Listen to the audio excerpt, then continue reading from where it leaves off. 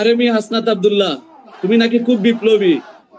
আরে বিপ্লবীরা তো পালায় না, আমার তো লজ্জা থাকা উচিত। বলেছিলাম না ডেডলাইন সেপ্টেম্বরে। আরে ভাই, সেপ্টেম্বরে তো দূর যেতে হয় নাই। গোপালগঞ্জে যেভাবে তুমি পালালা, তোমার তো লজ্জা থাকা উচিত। এখানে তো এই গোপালগঞ্জ শুধু টেইলার শুরু হয়েছে, যে গোপালগঞ্জে জাতির পিতা বঙ্গবন্ধু শেখ মুজিবুর রহমান শায়িত রয়েছে।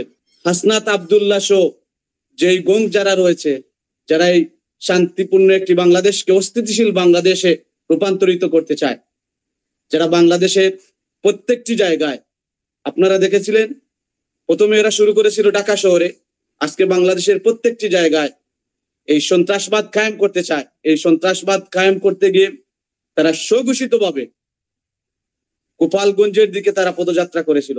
তারা পদযাত্রার আগে কি বলেছিল? যে জাতির পিতা বঙ্গবন্ধু শেখ মুজিবুর রহমানের যেখানে শায়িত রয়েছে তার মাজার নাকি তারা গুড়িয়ে দেবে। তোমরা এখানে গিয়ে মাজার গুড়িয়ে দেবে? এই গোপালগঞ্জবাসী নাকি সেখানে বসে আঙ্গুল চুষবে? বাংলাদেশ স্বাধীন হওয়ার 53 বছর হয়ে গেছে। আমরা তো এই রাজনীতির ইতিহাসে কোন রাজনীতিবিদদেরকে দেখি নাই যে ট্যাঙ্কের ভিতরে ঢুকে নিরাপত্তা নিয়ে আসতে হচ্ছে। তোদের লজ্জা থাকা উচিত। তোমরা নিজেদেরকে বিপ্লবী পরিচয় দাও। বিপ্লবীরা কখনো পালায় না। আমরা তো দেখেছি সেই 5ই আগস্টের আগে সেই ডিবির অফিসে তোমরা সেখানেও মুসলেকা দিয়ে চলে আসছিলে। আমি একটা কথা বলতে চাই, সমগ্র বাংলাদেশের মানুষ, এই শান্তিপ্রিয় মানুষদেরকে আজকের বাংলাদেশের মানুষ শান্তিতে ঘুমাতে পারতেছে না তোদের জন্য। তোদের প্রতি বাংলাদেশের সমস্ত মানুষ অতিষ্ঠ। আজকে আমার এই ভিডিওতে একটি অনুরোধ, আমাদের সার্বভৌমত্বের প্রতীক, যাদের অনেক ঐতিহ্য রয়েছে, আমাদের সেনাবাহিনীদের প্রতি, আমাদের এই সেনাবাহিনী ভাইদের প্রতি আমাদের অনুরোধ, যারা এই রাষ্ট্রকে অস্থিতিশীল করতে চায়, যে এই সেনাবাহিনীদেরকে, এই হাসনাত আব্দুল্লাহ আমরা দেখেছি রাজপথে, বাংলাদেশের ইতিহাসে তো হয় নাই, পৃথিবীর ইতিহাসে কোনো জায়গায় এইরকম ন্যাক্কারজনক ঘটনাগুলা ঘটে নাই। হাসনাত না সেনাবাহিনীর প্রধানের নাম নিয়ে যে স্লোগান দেওয়া হয়েছিল, তাদেরকে আপনারা নিরাপত্তা দিচ্ছেন। আর আপনারা যে বাক্যটুকু শপথ নিয়ে, আপনাদের শপথে ছিল বাংলাদেশের সংবিধান এবং বাংলাদেশের সার্বভৌমত্বকে রক্ষা করা। আপনারা এই জায়গায় যে সংবিধানে জাতির পিতা বঙ্গবন্ধু শেখ মুজিবুর রহমানকে জাতির পিতা হিসেবে স্বীকৃতি দেওয়া হয়, আর সেখানে গিয়ে সেই হাসনাত আব্দুল্লাহদের মতো দুর্দর্শীরা হুক্কার দিচ্ছে। গোপালগঞ্জের মানুষ, শান্তিপ্রিয় মানুষ সংঘাতে আসে নাই। সেই সন্ত্রাসবাদ হাসনাত আব্দুল্লাহ গং যারা রয়েছে, এরা সেখানে সন্ত্রাসবাদ কায়েম করার জন্য গিয়েছিল। সন্ত্রাসী করতে যাবে, সেখানের মানুষ কি তোমাকে আপ্যায়ন করবে? আমি একটি কথা বলতে চাই, আমাদের সমগ্র বাংলাদেশের নেতাকর্মীদের সাথে আমাদের কথা হচ্ছে, আমরা প্রত্যেকটি জায়গায়, এটা গোপালগঞ্জ শুরু হয়েছে, এটা শুধু খেলার। আমি বলেছিলাম যে সেপ্টেম্বরে খেলাটা হবে ফাইনাল, ঠিক আছে?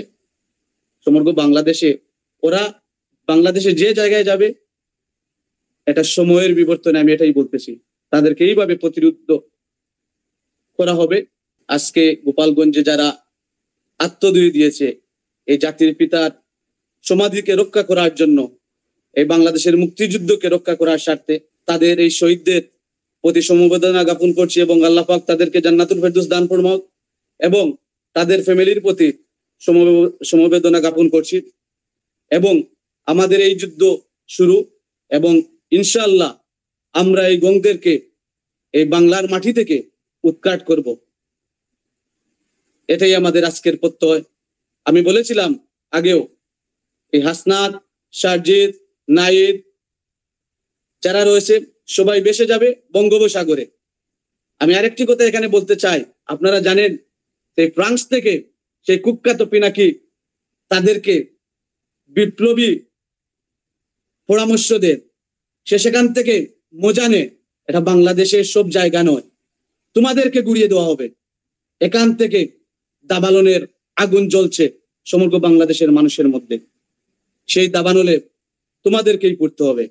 তোমরা দেখো নাই যে ৭৫-এর পরবর্তীতে যারা এই হত্যাকাণ্ডগুলো চালিয়েছিল, জাতির পিতাকে হত্যা করার পর তারা মনে করেছিল যে তাদের বিচার এই পৃথিবীতে হবে না, কিন্তু এরা এই মানুষ সমাজে তাদের বসবাস করতে পারে নাই।